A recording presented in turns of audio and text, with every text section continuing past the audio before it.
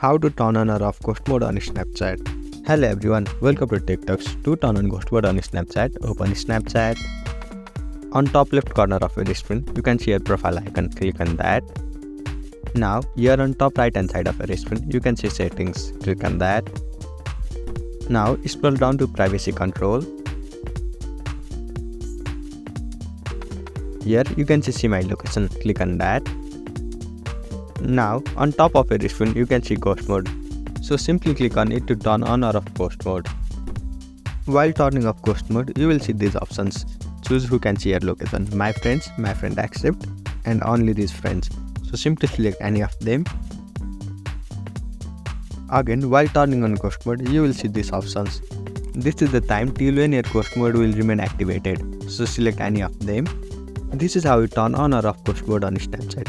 I hope you found this video helpful. Thank you for watching. Follow us for more helpful tutorials.